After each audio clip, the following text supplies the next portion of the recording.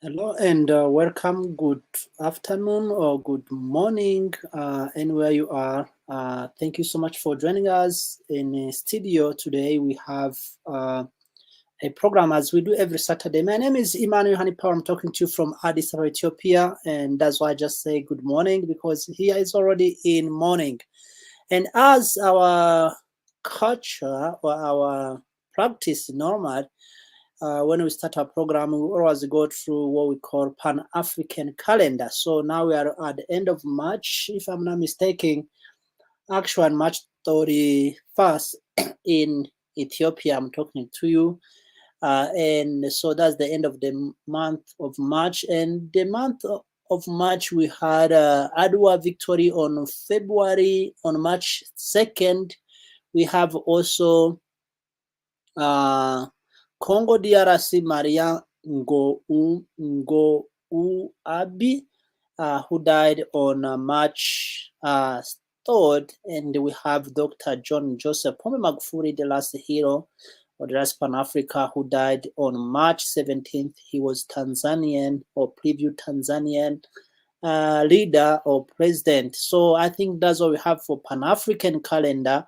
And for that reason, I want to put our special guest on screen so that we can go ahead and officially start our program. So we can officially start our program. And let me see. Before I bring him in.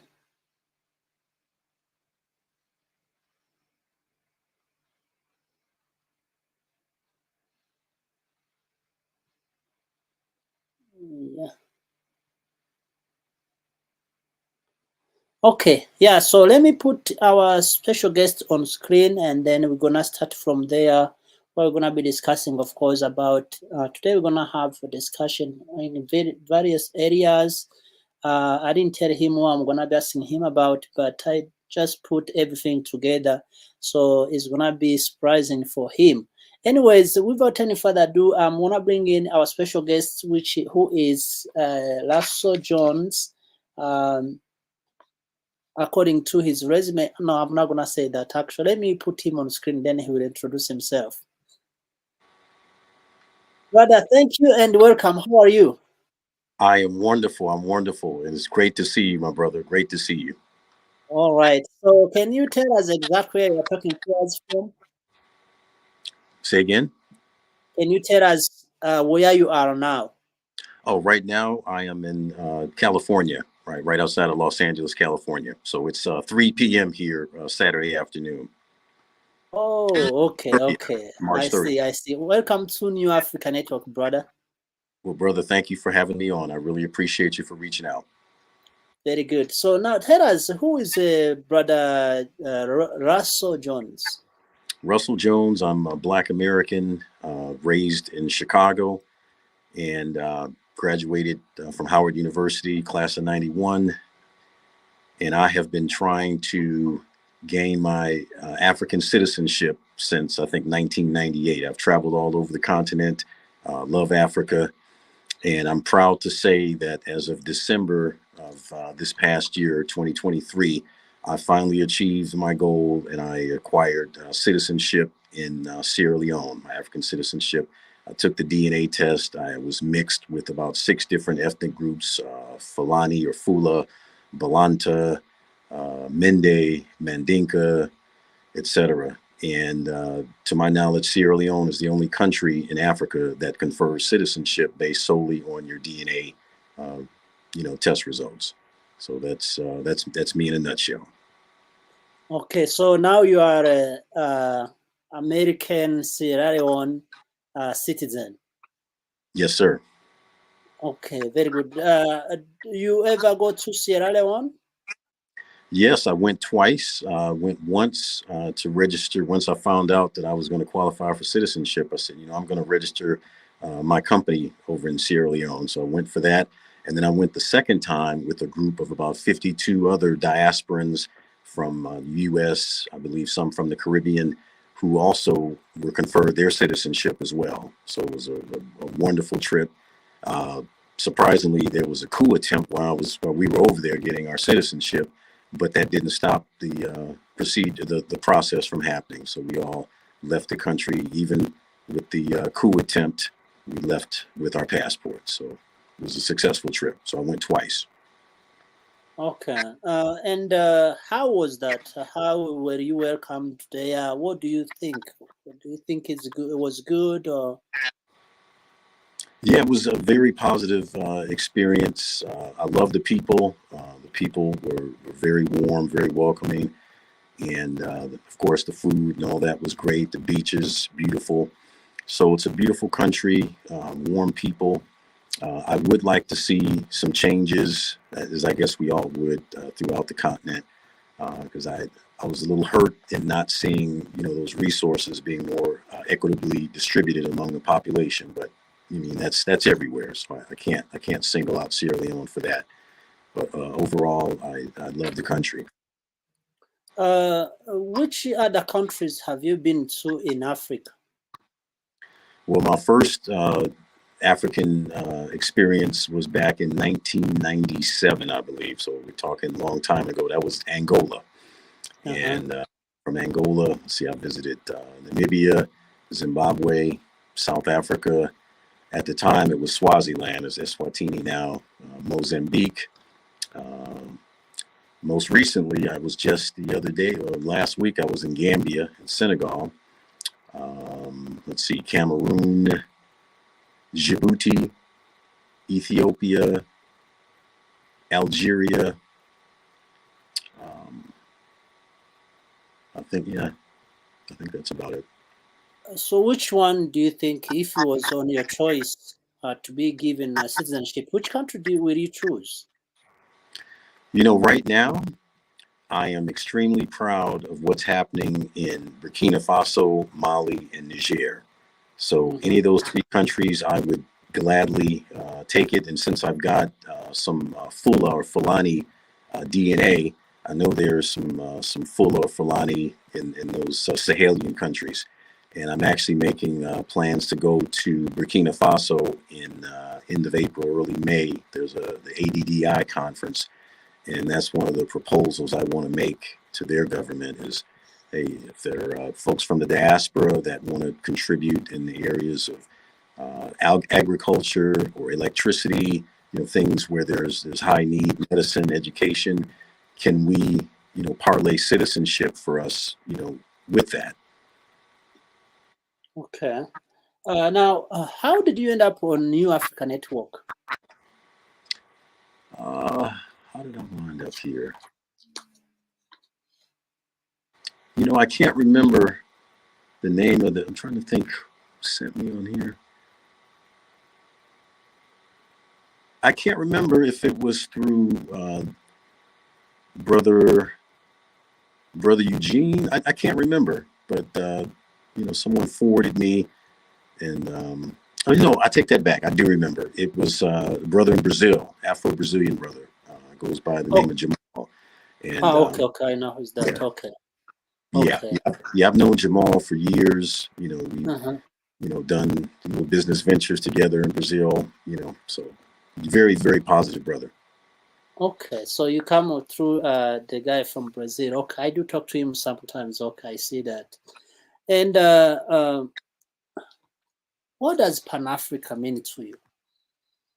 To me, Pan African means Africa is the center of my world.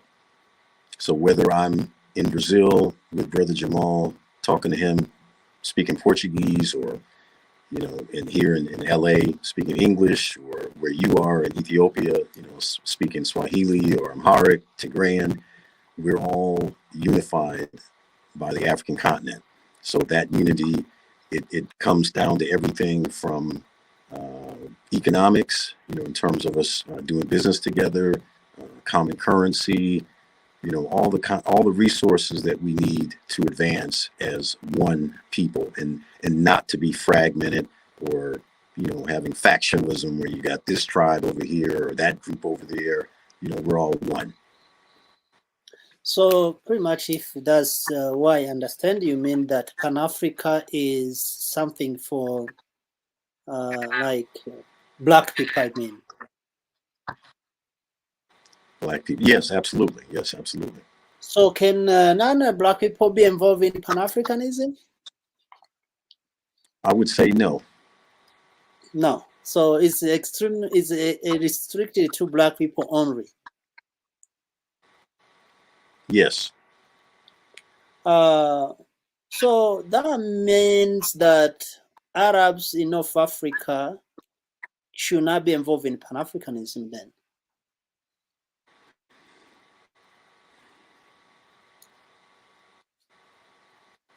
Okay, they can be involved. I wouldn't. Let me rephrase it. Okay, you got me. You got me. No, no, They I'm could be just involved. asking. I'm just asking, okay? I'm Okay. just asking. I know I'm going to. Yes, sir. They can absolutely be involved, but Mhm. black people need to control our own destiny. But yes, they can absolutely be involved. And I'll give you a perfect example. And this is something I learned in Sierra Leone that I never knew. I just learned this last year, this past December, is that the late Muammar Gaddafi, as you know, president of Libya, rest his soul, Mhm. uh, his government, I believe that Ministry of Agriculture, they accompanied him to Sierra Leone, and I don't remember what year this was. And they collected soil. I don't know how much, if it was a 40-foot container or multiple 40-foot containers of Sierra Leonean soil, and they brought the soil back to Libya. They Mhm. used that Sierra Leonean soil in Libya and planted rice. They may have planted other crops. I'm not sure. I just knew about rice because that's one of Sierra Leone's big strengths. And after a period of time, they sent the rice that was grown in Libya with the Sierra Leonean soil. They sent the rice back to Sierra Leone. So Mhm. the things that's just giving you one example, but him, Gaddafi wanting to have the unified currency, backed by the different natural resources, gold, platinum, silver, what have you. Um, I have a lot of respect for him. So to answer your question, I guess I'd have to rephrase my answer and say that the North African Arabs absolutely can be involved with the Pan African movement, but I would still push back a little bit and say that Black Africans really need to be the ones who control our own destiny. So that's one of the biggest puzzling questions or statement of views that we need to deal very careful with. One, because if you can allow Arabs in there, I think there is no other reason you will not allow Chinese in the Pan Africa as well. There is no any reason you will not allow white people in South Africa in Pan Africa as well. So, uh, don't you think that would be to compromise in some degree? I do, but based on that concrete example I gave with Gaddafi, um, I think that would be an exception. I know he's deceased now, so I can't really use him because he's no longer with us. But when you take leadership in the North African region, the Arabs that would do something or promote what he promoted for African economic independence based on a single currency, based on a United States of Africa. The Chinese aren't doing that. I can't. The white South Africans aren't doing that. There's no other group that made that proposal other than Gaddafi. So that's why I'm making that exception. But because he's no longer here, are there other Libyans or other North African Arabs that want to continue what Gaddafi started? I haven't seen it. Okay. Yeah, definitely. I think even in recent days, there was a sanction that was put on Burkina Faso, as you said, Mali and Niger by the neighbor countries. And I believe it's Morocco. If it's not Tunisia or Algeria, say, no, you can't do that. We will open our seaport for them to use. So obviously, they and if you remember, even Gamal Abdel Nasser of Egypt, back in days of Dr. Kwame Nkrumah, he was also in right hand with Dr. Kwame Nkrumah and Modiba Keita and those Ahmed Sekou Toure. So it's a back history. We know that. And I was reading the book. I was trying to find out about him, but I haven't found much that he was possibly Arab as religion, but I don't think. I think he was a little more black person. I can possibly say as Egyptian. I'm not sure about that though. But so I think that's one of the reason why we. I think we may need to be careful with that because the Pan Africanism is a struggle of black people for black people. It's supposed to be there for black people by black people, and inviting other people who are not black who we don't share same struggle just because they have helpers or they are very good owners or something. I don't think it's giving justice to the original intention of Pan Africa. What do you think about that? You raise a valid point. I struggle with it, but the way you articulate it, you raise a valid point. I can't really argue with that. I can remember you talked about the late great Dr. Kwame Nkrumah, and I believe his wife was Egyptian, if I'm not mistaken. And Absolutely. she right, and she was not a what you and I would probably consider a black Egyptian. She had more of a Arab ethnicity probably in her DNA, and I can't say that Egypt was against the development of African independence. They actually supported it at the time. So your point's well taken. I can't dispute what you're saying. In recent days or years, actually, when you look Africa Union Summit, which a lot of people will say maybe it has lost its spirit or its destiny, there is a lot of involvement of non-black people in Africa Union. What do you think about that?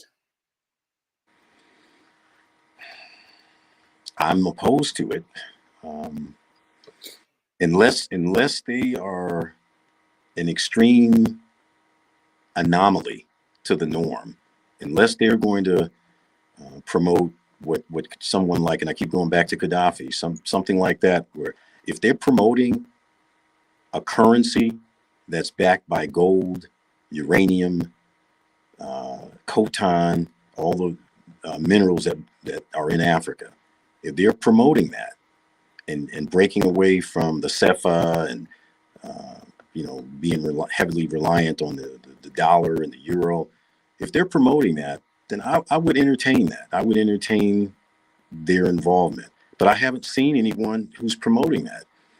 If they were promoting, getting rid of these poorly negotiated loans with debt, I don't know, to the point where you're paying double the amount that you borrowed, then we could entertain that. But I don't really see, and maybe you have seen that and you can educate me, but until I see that, it's hard for me to say, okay, come be a part of this. If you're going to perpetuate, the debt and, all the, if they're going to promote not manufacturing, processing chocolate in all the countries in Africa that grow cacao, and say, okay, we're no longer going to export raw cacao to Belgium and Switzerland.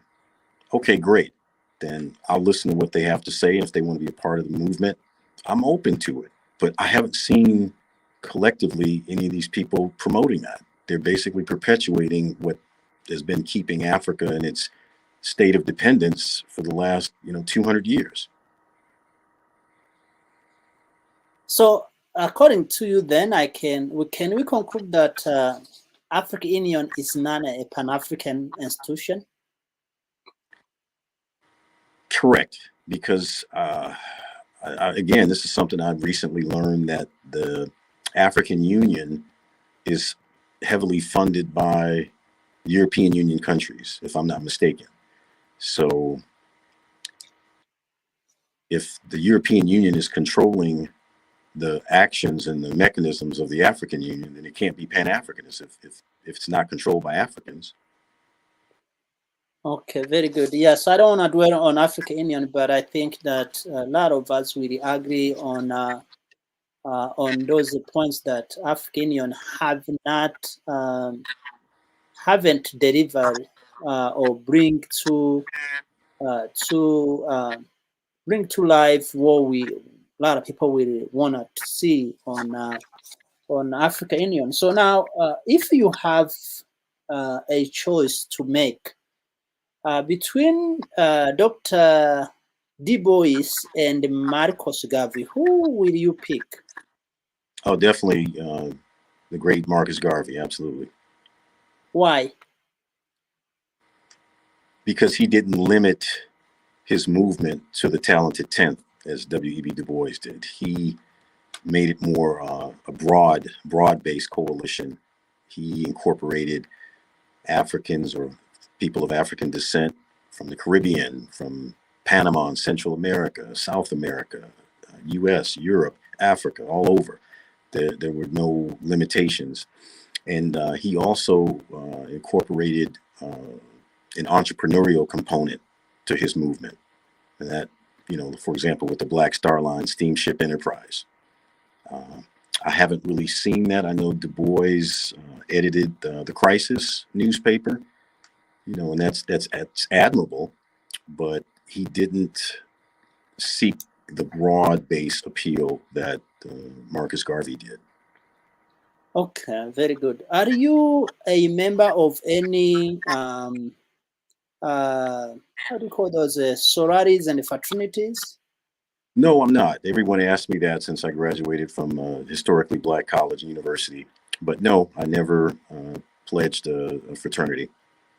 According to my report, it says that Du Bois was the one who established Black Bulle in New York City. Can you tell us about Black Bulles? I don't know much about it. I would compare it to maybe something like there's a group that was called Jack and Jill. So you had different events where people would get dressed up in tuxedos, real fancy events, and those kinds of things. But I don't really know much about the Boule, to be honest with you. Because somehow I have hear some of African America complaining that Black Bulle are gatekeeper for the resources or economic influence and all of that. You never hear any of that? It makes sense. I haven't heard it directly, but the logic makes sense because the white power structure typically uses. It's kind of like if you think about slavery, and you had, the mulatto children, products of the rape between the master and the lady, the African lady there, and they would kind of set a buffer, use the mulatto class as a buffer from the masses, those who worked out in the field, the house and the field slave uh, dichotomy. So going back to the Boule, I could see the logic behind that, where they say, okay, for these blacks here that tend to be wealthier or maybe lighter skinned. I know back in those days they would have what they call the brown paper bag test. So if your skin was lighter than a brown paper bag, then you could be part of certain elite organizations in the black community.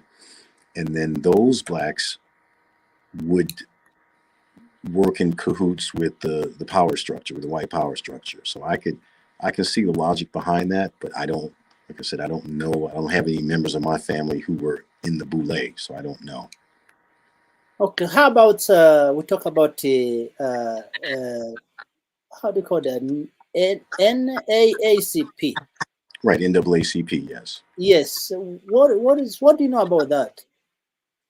Well, they did a lot, and they're still very active to this day in fighting for our rights, specifically voting rights, housing. When they had blatant, overt discrimination. They still have discrimination in housing, but it's more covert now. But back when it was overt and blacks weren't allowed to live in certain areas. Blacks weren't allowed to vote. Blacks weren't allowed to attend certain schools. So the NAACP did a lot to open up doors for blacks to be able to participate in different sectors of the economy and society. So pretty much NWSCP was integrationist movement, right? You saying W.E.B. Du Bois? Yes, it was integrationist movement. People like they want to be integrated in white people, right? Yes, but I don't know if I would say the focus was integration, although that's what it's labeled. I would call it more they just wanted the same access to the same resources. I mean, if I'm a taxpayer or if I pay whatever the bus fare is to ride a city bus, then I should be able to sit in the front if I want to sit in the front. You know, if I'm paying taxes and I want to drink out of a water fountain that's in a public park, I should be able to drink out of that water fountain. So it technically you can say yes, they did fight for integration, but I would kind of, you know, maybe tailor the word a little bit and say they just wanted access to the same resources that everyone else had that they deserve because they were paying taxes just like everyone else paid taxes. Yeah, I think because the reason why I say that there was three groups actually. There was three groups. There is integrationists, there is Back to Africa, and then there is separatists who want their own country. We still have them even today as well.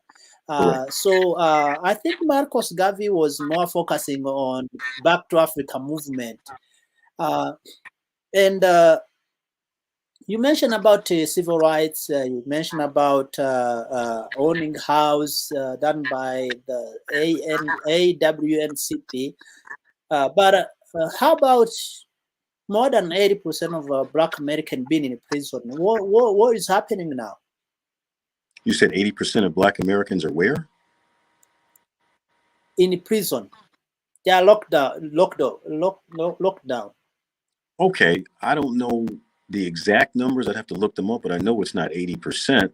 But we are disproportionately overpopulated in the prisons. Yes. So let's say the prison, I'm just make up a number because I don't know off the top of my head, but let's say there are a million male prisoners, then Black Americans would probably be somewhere around 50% of the population in the prison, something like that. I don't know exactly. You could fact check and get the numbers.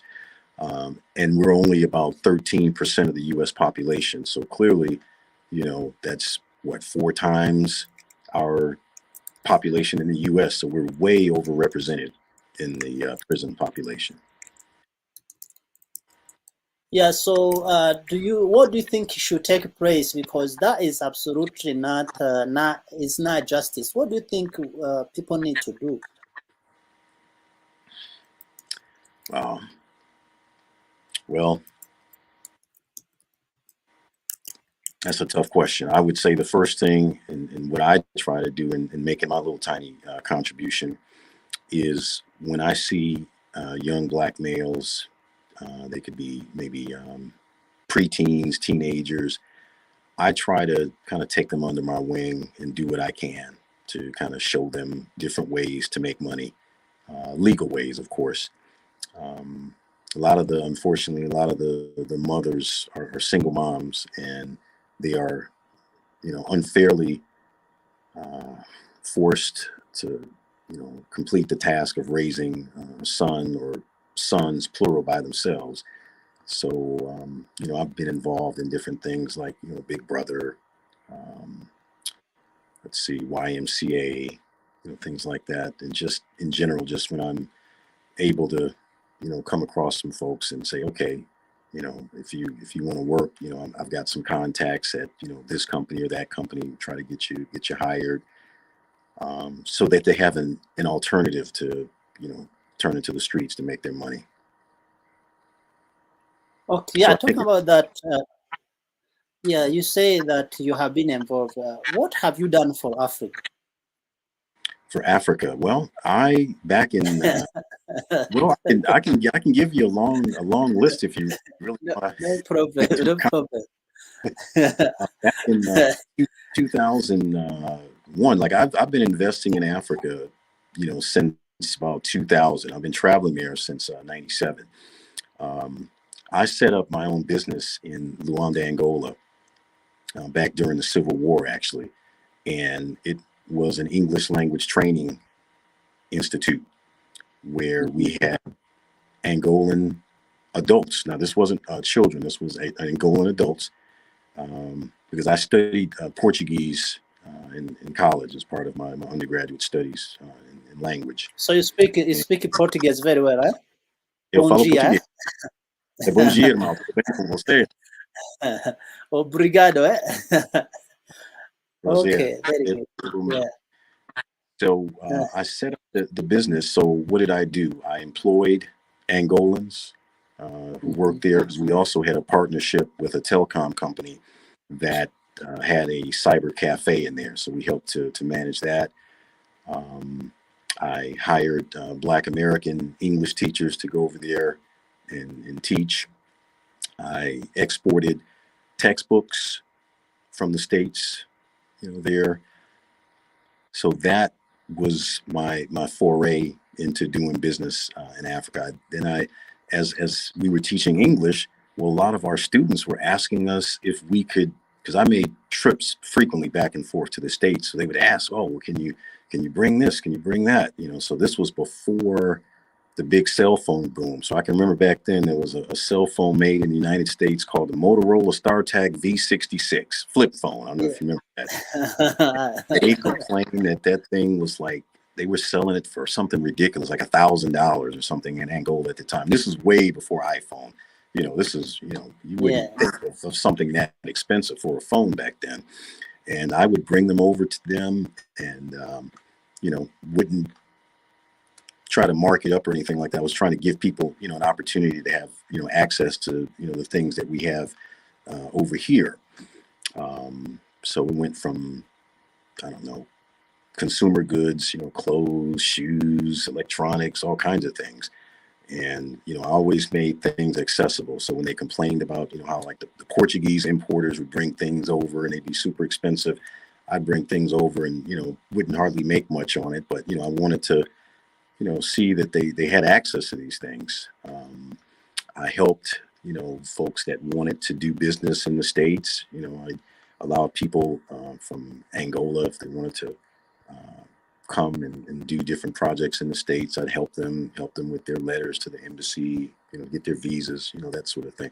So that's where it started with Angola. And then from there, it just kind of spread. I can remember in about the same time, there's a South African artist, Bongo Muffin, yeah, and the Zimbabwean late great Oliver Mutsukutsi. And I worked with a group of Zimbabwean business folks, and I invested. I was the investor, and I helped to bring those artists to Zimbabwe. I spent some time up there doing concert promotion there. Um, and right now, I'm working on a really big project. I think I mentioned it to you. It's called Waste to Energy, and I met just a couple weeks ago with a couple ministers in Gambia. So what this project is taking 150 tons of trash per day and converting it into about 6 gigawatts of electricity per day. So that's something I'm actually working with a group of Burkinabe brothers on the ground in Burkina Faso right now.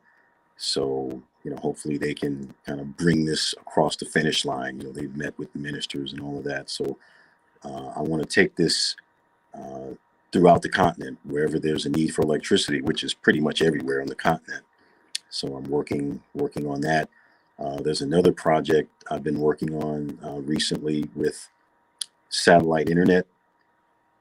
There's a company in California that does satellite internet, and I want to get that set up in as many countries as possible because it's more affordable. Again, trying to make things accessible to people at an affordable price and a better speed or better quality.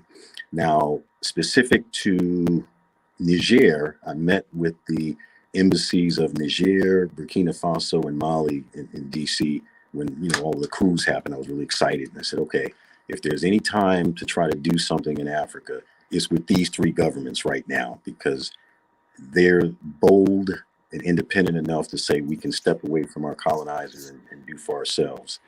So I approached South Carolina State University, which is the only historically black college and university in the U.S. that has a PhD program in nuclear engineering. And I said, what I want to do is set up a program so that engineering students in Niger can earn their U.S. accredited degrees in nuclear engineering without having to, spend, you know, $100,000 over the course of 4 or 5 years, traveling to the United States, having to prove to the embassy you've got $50,000 in your bank account and all that. I'm saying COVID taught us that we can earn the same degree online. So I've contacted Thomas Edison University in Trenton, New Jersey. They've got a nuclear engineering online program. So I'm trying to bring these things to Niger. So, I mean, I can go on and on about things that I've been trying. Have I been successful with most of them? No. It's been tough trying to make a lot of these projects come to fruition. But I have had some success. Okay, yeah, that was actually gonna be my next question about what you're planning to do, and you already break that down. So I think I'm gonna skip that. Now, who is funding or supporting your finances projects? Are you taking the money from White Men Bank and then invest in Africa, and then how do you get your money, your investment running? Okay, well, let's start with the small scale stuff first because my business primarily is shipping products from point A to point B. That's my primary business, and I'm not really heavily, most of my shipping is in Cuba, Brazil, Mexico. It's in the Americas. It's really not in Africa. It is to some extent, but not very little. It's mainly here. So to answer your question, yes.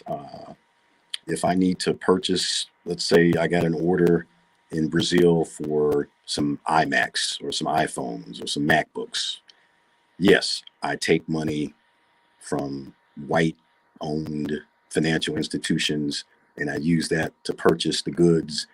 And I use a white owned shipping apparatus, DHL or whoever, get the product to my customer. So yes, I do. But then I take that money, the profit that I make from that, and I share it with my partners on the ground. So I've got a policy with my partners, and this is everywhere I've done business. And I tell people, look, I'm not a greedy person. I'll front the money for whatever product you can sell. You sell it, we split the profit. Simple as that. And I don't know anybody in the world who goes 50-50 and you don't have to invest a dime. Although the sale is very important. So I'm not saying that that's actually the key ingredient in sales, right? Is closing the sale. So that's important. But at the same time, it's not them taking a risk of their cash. So those are some ways that I support our people on the ground in sales. Okay, yeah, so good. Do you ever lose any business or someone scam you or someone take you wherever and then you end up to lose because of someone use you? Especially when you deal with African people, I think I want to hear your your experience. Yes, I can't lie to you. Yes, it's happened on multiple occasions. And my father, to this day, he gets on me. He says, "You're too trusting of people." He said, "People aren't like you. They're not like our family. And you can't keep trusting people." And my dilemma is that I see the good and the potential in these people that I meet on the ground. I see that they can do it, and I see the good in them. So I guess I try to believe in them more than I should, and I put the faith that they'll do right. And more times than not, that is the case, and that's why the way my business functions is is I'm more it's more of a solopreneur than an entrepreneur because everything's on me. When I get these goods from country A to country B, I have to physically be there to accompany the goods and get the goods to the customer. Why? Because if I trust the customer and then they don't pay, like you said, then I'm stuck. And then I get there. If they decide, oh, I changed my mind, I don't want it anymore. At least I'm there and I can find another customer and I can sell to. So that gives me a lot of empowerment by being there on the ground. But it's very time consuming and it's very tough on my body and on my sleep and all of that to have to be in all these places all the time. Where if I could just trust maybe two or three people to just be honest and do what you're supposed to do, it'd make things so much easier. So yeah, I've been scammed, cheated, shortchanged. Folks disappear. Their phone numbers all of a sudden don't work anymore, and that sort of thing. So um, that's why I travel as much as I do. It's not by choice; it's by necessity because I can't trust anybody to just do simple transactions.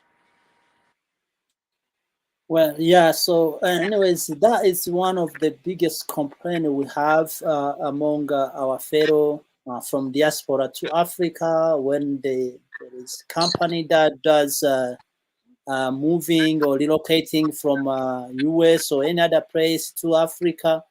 There is always complaint that when you deal with Africans, they will disappear, they will take your stuff, they don't be honest, and all of that. But I think maybe we need to go through the training and trying to understand the people. I don't really know what we need to do with that, but so I don't think also it should disappoint anyone if a case like that happen. Uh, should not stop you to do what you have decided to do because obviously people like that will come in your way. You will come alongside with you in your way. So now I got a questions about, you already talked about it a little bit, but I want you to elaborate on that. What do you think about Niger, Mali, and Burkina Faso?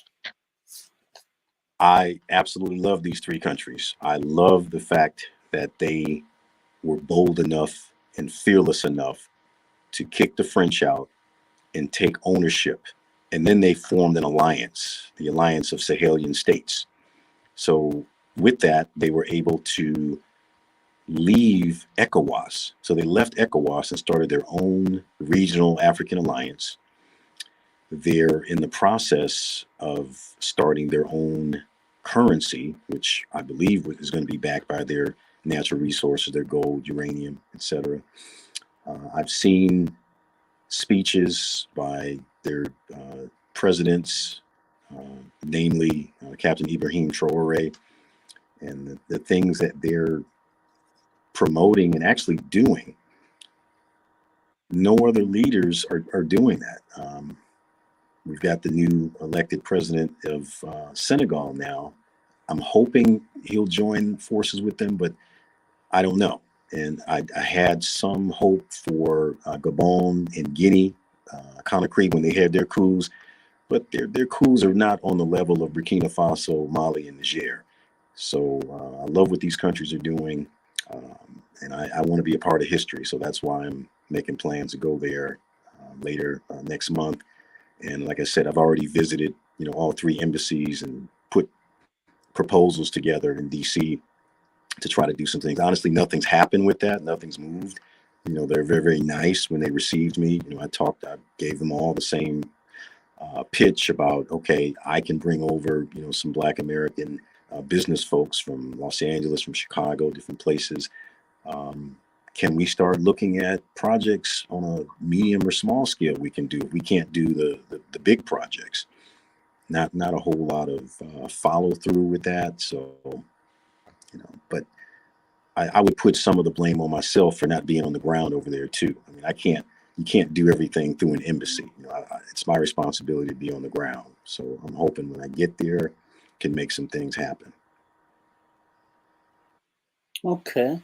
Yeah, I was actually going to ask you also about, you already touched that too, about what is your speculation on Senegal new president? Do you think he's going to take exactly straight to the other three countries, or you think maybe he's going to be like a Gabon president, or what is that the one, Guinea? Is that Hmm. Guinea? Yeah, Guinea Conakry, I think. Yeah, Amadou concrete. Mbaye. Yeah, Yeah. So concrete. what do you think? Or he's I gonna be the worst one like what we have in Nigeria and Ghana or in other places? No.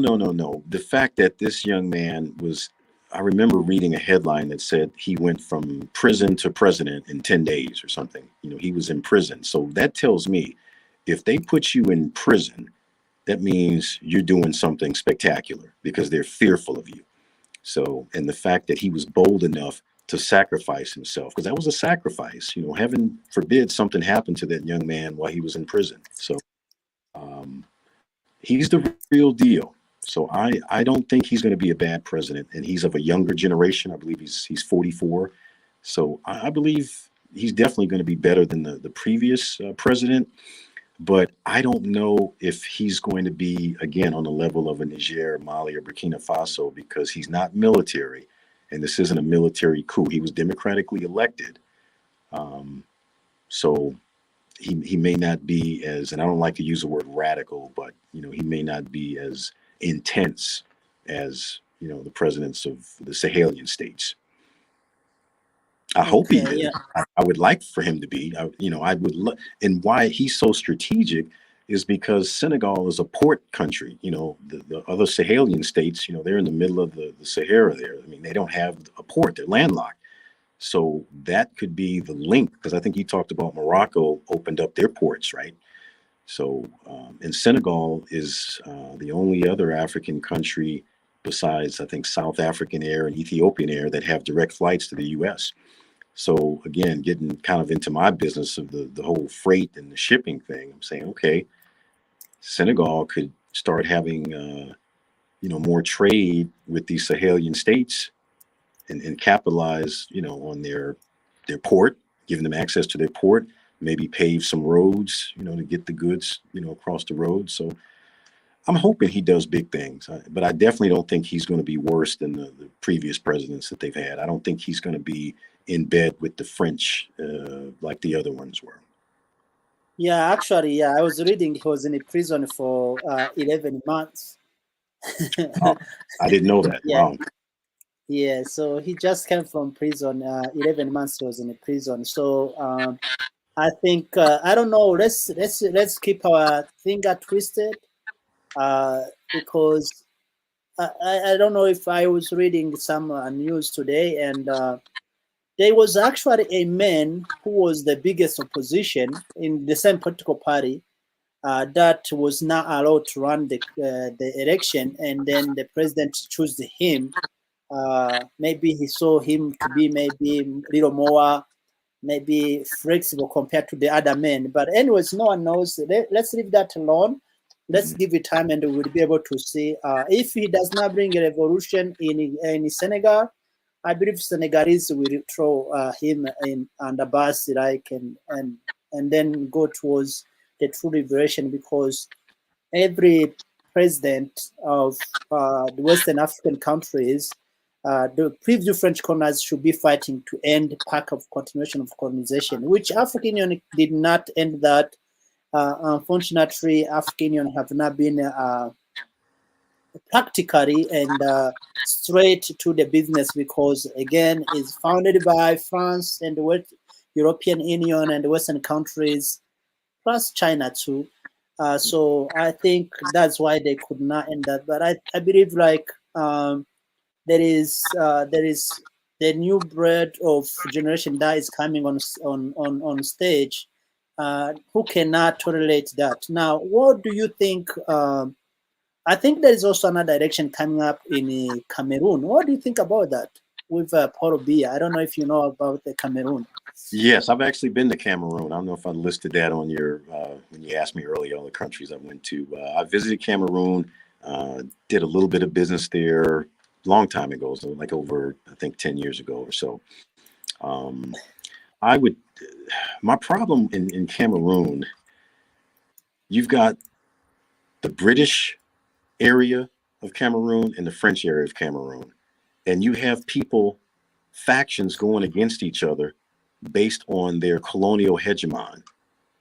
So Uh-huh. you've got the folks, the francophone, and I don't like using that term, but I'll just use it for the sake of discussion. The francophone Cameroonians don't like the anglophone Cameroonians. You know, they don't. I remember there was a young gentleman who played soccer, and he, or football as you call it, and he was trying to get on, I believe, the national team or one of the teams in Cameroon. And he told me, because he was from Bamenda, I believe Uh-huh. Bamenda province is the English speaking province, that he wouldn't have the same opportunity because he wasn't part of the French area. So I wasn't happy with that division.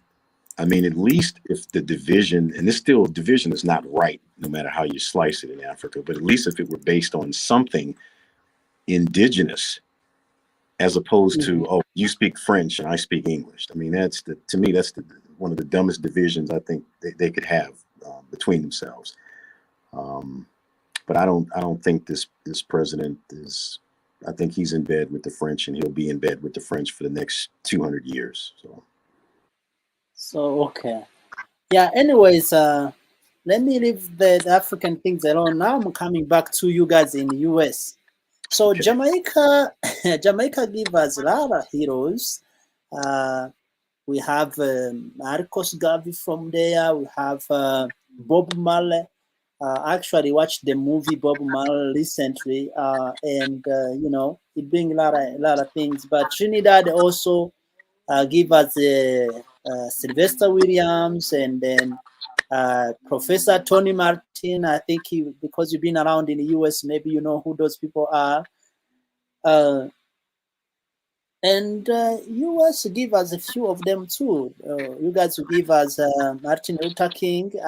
I don't support him fully, but it's a lot of degree, like 70% I do. Malcolm X, and then you give us also who? Who did you guys give us outside of that? But anyways, so who do you think? Because when you guys you give us the heroes, you also give us betrayers.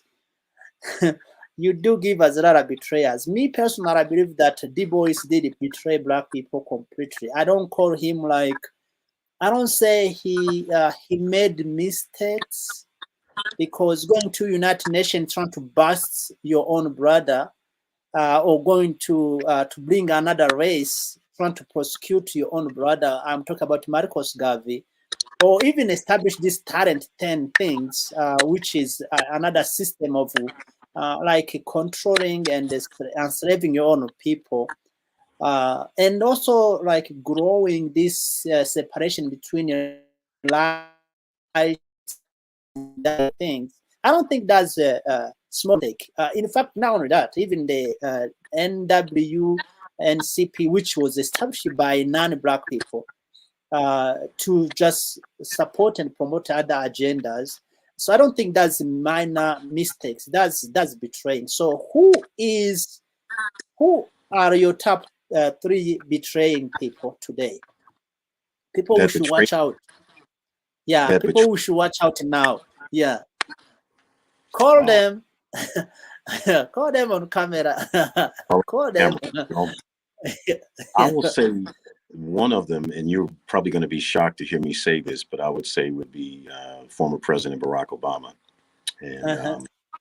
this goes, it goes even very personal for me because he was a member. Remember, I'm from Chicago. He came to Chicago to kind of get his political ascent into power. And there's a very famous preacher, Reverend Dr. Jeremiah Wright. Um, Mm-hmm. he is now the pastor emeritus of Trinity United Church of Christ on the south side of Chicago. And I'll never forget how Obama threw Reverend Wright under the bus. And this is the same pastor who helped uh, welcome Obama into that church. And this is a church where there are a lot of the black political elite, if you will, are there. So it's a good place for, doing networking and all of that if you want to be involved in politics. And Reverend Wright's church made that possible for Obama. So for him to use that network and then say the things that he said about him and allow the media to say bad things about him and not stand up for him was very hurtful. But then to add insult to injury, 8 years after the fact of him being out of office. So if you want to make the argument, oh, well, he had to do that to kind of appease the establishment, to make it okay, we'll give you that. But he's already made it. He's already been president. He's already served his 8 years. He's left now. He's got multi-million-dollar book deals. So can he now make amends with the pastor? Can he now, um, say some positive things about him, or, maybe make some hefty donations to that church? And maybe he is making donations I don't know about. But that to me was a very horrible betrayal. And now this pastor has had some type of medical. I think he had a stroke, so his Mhm. health is probably not the best now. Whenever you've had a stroke, so that very really hurt. So I would put him on the top of the list. Um, who Okay. else? You asked a tough question now because I'm trying to think who else. 'Cause I get emotional with that one. Um, Yeah, do you know why I ask that? I do not. Because most of black people, we don't really know who is our enemy. We definitely don't know, and that's the biggest dangerous things that ever have happened to us. The best thing you should know first is not your friends are your enemies. I agree with you, and I'm part of the problem because I didn't realize that he was our enemy. I thought he was going to look out for us. When he got into office, not only did he throw Dr. Reverend Wright under the bus, but in terms of our community, I can't really enumerate any specific policies that he advocated that were specifically for the benefit of Black Americans. I think the mantra was, something like certain high tides move all boats or something like that. So the argument was, well, I'll put this policy out there that helps all people, and then, you as blacks can be part of those boats that reap some benefit. And I thought, well, that's not right. We're not like anybody else. We're the only group in the entire United States, as you know, who were brought over in chains as slaves. So how can you just throw us in a boat with everybody else and say, okay, this policy is for everybody? So that was betrayal. I'm struggling right now with the vice president, Kamala Harris. Um, Will you call her Black Festival? well, she's not Black American, just like Obama is not really Black American. Obama's father is Kenyan, his mother's white. So he didn't grow up like I did, where my ancestors were enslaved and migrated from rural Mississippi and rural Arkansas to Chicago in the 1930s. He's not part of that history. Kamala Harris, same thing. Her mother is from India. Her father, I believe, is half white and half, Jamaican. well, he's half white and half Black Jamaican. I believe he's mixed. Oh, I uh-huh. believe you. Again, you can fact check me on that. I'm not 100% sure, but that's what I believe. So again, she did not really grow up with the history as Black Americans who are descendants of slaves. Although I guess her father may have been, I guess, a descendant of slaves in Jamaica. Um, not really too knowledgeable on his involvement in her life, but Hmm. I think she kind of used our culture for her ascent. I know she was involved with the former mayor of San Francisco, Willie Brown, and different people. I mean, which is fine. I don't have a problem with that. But I feel like if you're going to use our networks and our culture and our resources, then you owe something for that. That's what politics is, a patronage-client relationship. And I don't know what she's done specifically to this Black American constituency. I don't know. I'm not saying she hasn't done anything. I just don't know what it is. Okay. So that is number two. Do you have any last one in entertainment? Entertainment. Well, I would say, you know, none of the entertainers are really utilizing their resources collectively for the collective advancement of Black people in the United States. I think it's more, it gives us something to look at and say, oh, wow, look at this entertainer. They've got, 15 bedrooms in their mansion, or they've got this, or they got that. And maybe they'll give some, little donation on Christmas or Thanksgiving or something. I mean, which I don't criticize for that, but I don't see them as harnessing and leveraging their resources collectively. I'll give you an example with the NFL. You probably remember the Colin Kaepernick protests and the kneeling during the national anthem, and I was upset that, I mean, the NFL has got to be at least 60, maybe even 70% Black. If those players had stuck together behind him and they decided to kneel as well, and if the NFL team owners said, okay, well, you're not going to play, well, the NFL wouldn't exist. But Yeah. they didn't collectively utilize that leverage uh, for the advancement of what he was protesting was police brutality. So should I call them enemies? That's kind of a strong word. I don't know if I want to say that they're enemies, but they definitely didn't work collectively for the advancement of our people. So I guess, Mm. maybe I'm too scared to use the word, but I guess maybe I could call them enemies. Okay, yeah, let me leave that alone. So, back, I'm still in the US because we have very big problem with Black American. They are the richest family of Black people, as you already know. Pretty much, they are the only rich people that we have who have a lot of money and a lot of resources and a lot of knowledge as well, experience. But there is pretty much you can put blame on them when it comes to what is happening in Africa, because the reason why Africa is backwards, pretty much you guys, you are part of that. So, and the problem we have in America, we have the issue of Black people not being united. Now uh, we have Moorish, we have American Indians, Black people identify that. We have Hispanic, Black. They identified them Black Latinos.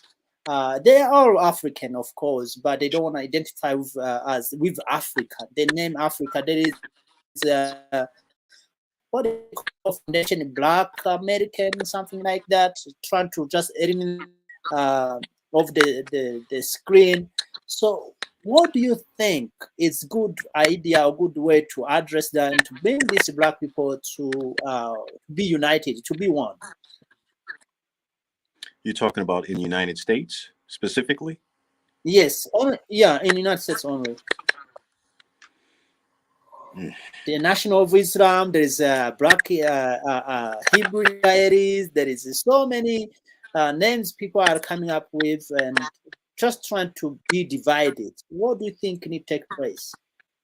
I think if we just went back to Marcus Garvey's philosophy of Pan Africanism, that would solve the problem. So it doesn't matter if someone is a Hebrew Israelite or Nation of Islam or Baptist Christian faith or Jehovah's Witness or whatever religion that they choose to practice. That should not preclude us from sticking together. Same thing besides religion. How else are we divided? Economic uh, class. What?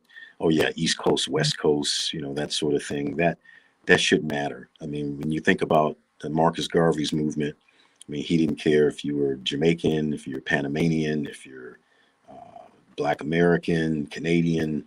So I think if we just went back to his philosophy and said, hey, you can practice whatever religion you want, you can represent whatever organization you want. I think you mentioned the black fraternities and sororities.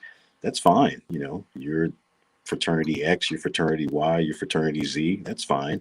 Um, but at the end of the day, you're black. Your DNA says that you're from the African continent. So if we just use that as our guiding principle, the way Marcus Garvey did, I think it's the solution is simple to me, but I guess it's harder to implement than it is to say. Okay, so you think that the solution is Pan-Africanism will end all those divisions that we have among our own people? Eh? Yes, if we just put that first, and I can look at you and say, you're from Ethiopia, you speak either Swahili or Tigrayan or Amharic. Okay, that's Or fine, Afan but that Oromo, does wherever it is. right there's tons of, and I'm ignorant of all the languages that are spoken there, but there's tons of them, and that shouldn't matter. That shouldn't matter. You and I should be able to do business together. If you told me, hey Russell, I want to come to LA, I want to come to Chicago, can I stay at your house? Sure, absolutely. The fact that you're not from here doesn't preclude me from welcoming you to come and do stuff together. When I was in Ethiopia in Djibouti, you know, people welcomed me. They treated me, with open arms. They didn't look and say, "Oh, well, you're not from our tribe. You don't speak our language," or So to me, it's real simple. Just I'm not saying to abandon your individual, unique language or cultural or ethnic cultural practices and all that. By all means, keep them. Celebrate them. I embrace them. I welcome them. I'd like to learn from them. But that doesn't divide us and mean that we can't prosper together. We can't work together. When I was in Sierra Leone, I said, okay, we've got the Creole people, we've got the Mende people, we got the Timini people. We got these different people. And what was really interesting to me about Sierra Leone is that there was a mix. I don't think the people really they were not really as hung up on quote unquote tribalism. I don't like to use that word for the sake of this conversation. They weren't really hung up on that. You'd see Timini people marrying Mende people, and then you had the Creole people who were a mixture of everybody anyway, who weren't originally from there, but were from other African countries, but were returned. That whole history. So I didn't see a whole lot of tribalism there. You know, other countries you see a lot. You see xenophobia. So we gotta do away with that and look at the big picture. I definitely know that I've been in a couple countries in Africa, that include Ethiopia, of course. People are very extremist when it comes to the ethnics and the religions, which is obviously sometimes even the so-called countries. I don't support, by the way, African countries. I believe that this is the disaster that we have to respect and protect the line drawn by a white man sitting in Europe, not even in Africa, and you call that sovereignty. That is just a line dividing our own people. So I don't call those. I don't support that. But that's my personal stand. Maybe some people may not like that, but that's how I see it. I think it's disrespectful to have a line between our own people and call that a sovereignty or national security or something like that. But anyways, so now in the US we still have there is an election coming up, and as you are American, because that's your home, that's where you are, and what is your plan for this coming up or election? What should we expect from this coming up election for Black people especially? I'm not talking about the rest of other people. For Black Americans, it's always the same thing. It's been the case, I guess, for the last 90 years. With the Democratic Party, we're supposed to vote Democrat because it's the lesser of two evils. That's it in a nutshell. So you think Black people are still gonna vote for Democrats again, or they may be some shift?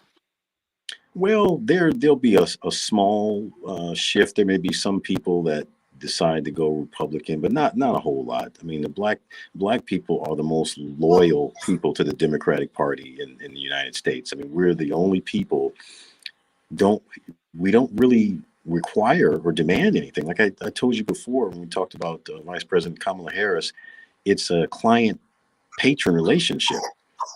Okay, they're not. If I say I'm going to give you my vote, then you have to say, okay, well, we're going to give you reparations, or we're going to create some sort of policy that uh, repairs the damages that were done by housing discrimination with redlining districts, during the segregation era. We're going to do X, Y, and Z, and then in exchange for us doing X, Y, Z, then we will earn your vote. But we don't really function that way. If you look at other groups, let's take right now the Palestinian Americans who are predominantly in the state of Michigan. Their issue, Mm-hmm. they're kind of a single voting issue right now, and that is the de-escalation in Gaza. That is for the uh, ceasefire to come to fruition. So Mm-hmm. they're saying, okay, Biden, you want our vote? Give me a ceasefire. If you don't give us a ceasefire, you don't get our vote. Black Mm-hmm. Americans don't really exercise that kind of leverage. I mean, we on a small scale, but not on a large, massive collective. So So why do you think that's the case? because we've always been told to just keep, at least, you only got crumbs, but crumbs better than nothing. So just at least you got something. If Trump gets in, you won't even have any crumbs. I mean, that's kind of the mentality. Instead of, okay, not only do we want to hold on to our crumbs, but we demand that you do X, Y, and Z. We Mm-hmm. demand that you address reparations. We demand that you address the crime, not the crime bill, the police. I can't remember what it's called now, but it's the police reform. Where you say, okay, we're going to make it so that police officers will be able to be sued, and they'll have to get some kind of insurance, the way that doctors get insurance. So if a doctor cuts off the wrong leg during an operation, that's malfeasance, that's legal neglect. So their insurance would have to compensate you for their malfeasance. So we as Black Americans want the police to have to get a special kind of insurance to uh, pay the lawsuits out, so that lawsuits are not paid by the city, which is us, the taxpayers. Though I'm just giving you an example of something that we would like to see implemented. And if Biden and different politicians would say, okay, we're going to do this in exchange for your vote, then that's how you earn votes. But for us, it's just, well, it's better than having Trump in power, so we'll go ahead and vote for him. Mm-hmm. Yeah, so yeah, I think that is one of the things black people have is not being organized on almost every corner, not only on electing, almost in business. You were talking using the entertainers are now using they are now uniting on one thing and utilize their power. So who do you think is going to win election? Honestly, you can go 50-50. I mean, last time, even though Trump lost in terms of what was it, popular vote, but Mm-hmm. I think electoral votes, he had more votes.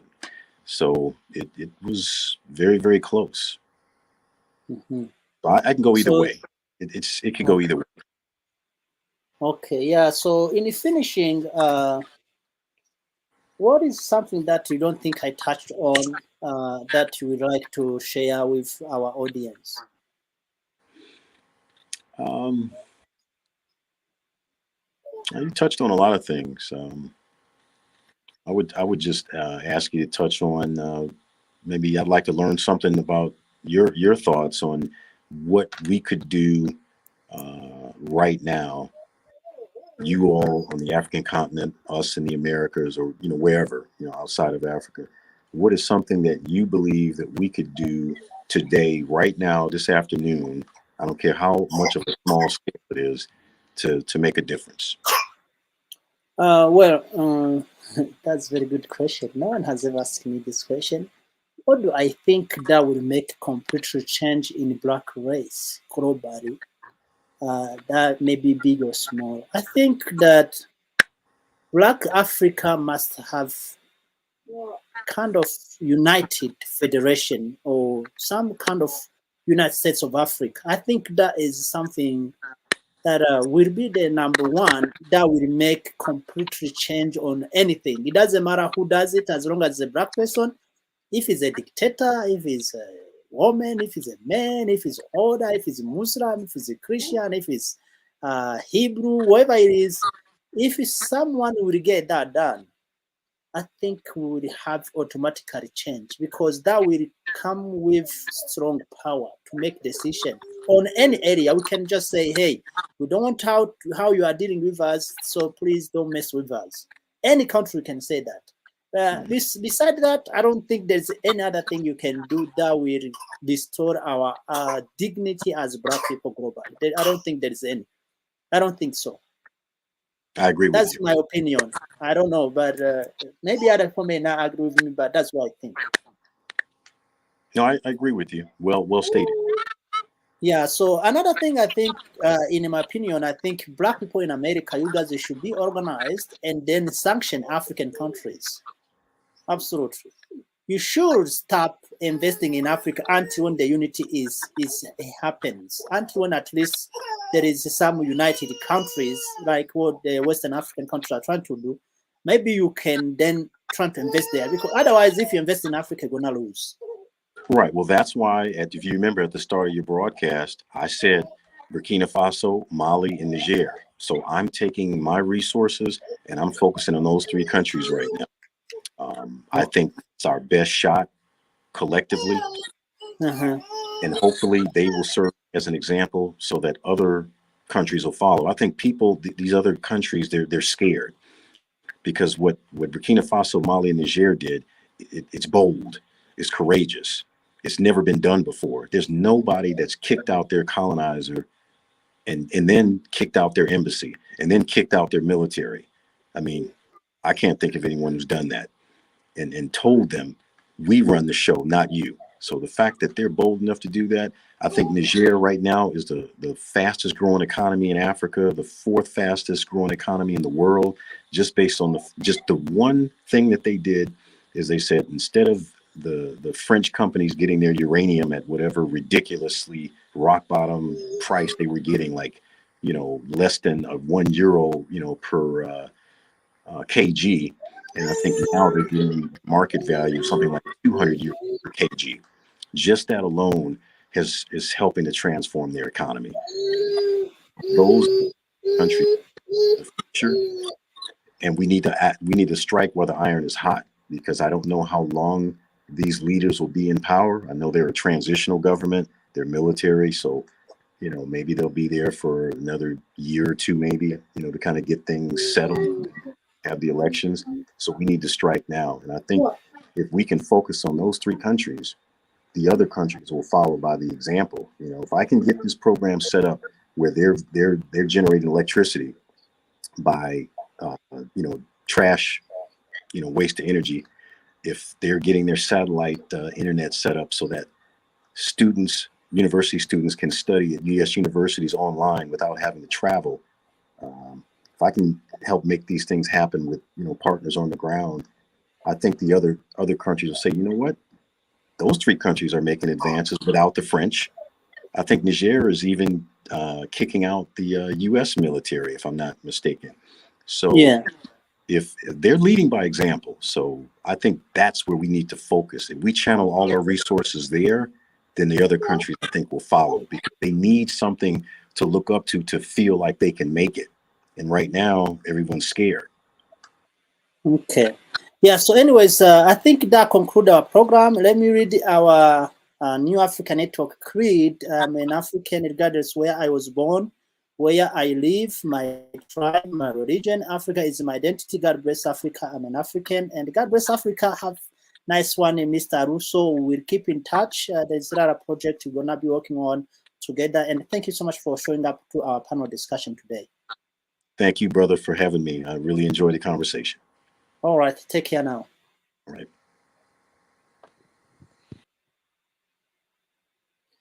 Hello, ladies and gentlemen. This concludes our panel discussion today with Mr. Russo Jones, who is in California. He's African American or Black American or African who happen to be born outside of Africa. And we're discussing so many topics, as you already hear that we touch in here and there and different things, especially how to better Black race of the world globally. So we talked about Pan-Africanism, we talked about unity of Africa, investment in Africa, Black people in America, I mean in the US definitely. We talk so many things we touch on, and I hope you enjoyed this program. So we'll see you on next one on Saturday, the same time, which is 6 p.m. on Eastern US time, which is 1 o'clock in midnight in Africa.